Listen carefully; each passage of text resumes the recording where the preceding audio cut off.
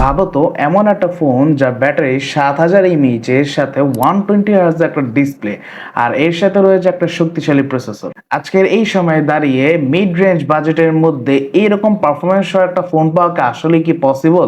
আজকের এই ভিডিওতে আমি তোমাদেরকে দেখাবো Oppo A6 সম্পর্কে। এই বাজেটে কি আসলেই কি এটা একটা ভ্যালু ফর মানি ফোন নাকি এটা শুধুই হাইপ? Oppo A6 এই মোবাইলটা লঞ্চ করা হয়েছিল 30শে নভেম্বর 2025 সালে। এই মোবাইলটা লঞ্চ করা হয়েছিল টোটাল দুইটা কালারে, আর এর মধ্যে অরোরা গোল্ড এটা রয়েছে আমার হাতে। আর পারফরমেন্সের জন্য ব্যবহার করা হয়েছে কোয়ালকম স্ন্যাপড্রাগন 6856 ন্যানোমিটারের একটা প্রসেসর। আর সাথে আছে অ্যাড্রেনো 610 জিপিইউ, যার কারণে ডেইলি ইউজ, সোশ্যাল মিডিয়া এবং লাইট গেমিং এ বেশ স্মুথলি এটা ইউজ করা যায়। মেমোরির ক্ষেত্রে এখানের মধ্যে পাওয়া যায় টোটাল দুইটা ভেরিয়েশন। একটা হয়েছে 6128 আর আরেকটা হচ্ছিল 8128।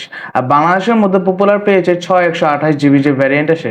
ডিসপ্লে সেকশনে রয়েছে 6.75 ইঞ্চের IPS LCD display, 120 hertz refresh rate, ফলে স্ক্রোলিং এবং ভিডিও দেখা বেশ স্মুথ লাগে।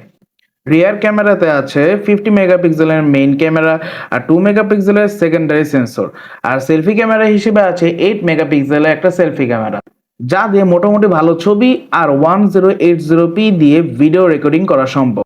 আর এই মোবাইলের মধ্যে বড় হাইলাইট হচ্ছে এই মোবাইলের ব্যাটারি। এই মোবাইলে ইউজ করা হয়েছে 7000 mAh এর একটা ব্যাটারি।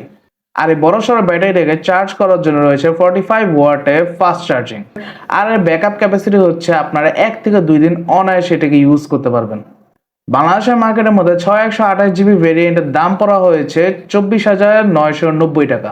আপনার কি মনে হয় 25,000 টাকার রেঞ্জের মধ্যে এই মোবাইলটাকে আসলে কি ভ্যালু ফর মানি? কমেন্ট বক্সের মধ্যে জানান।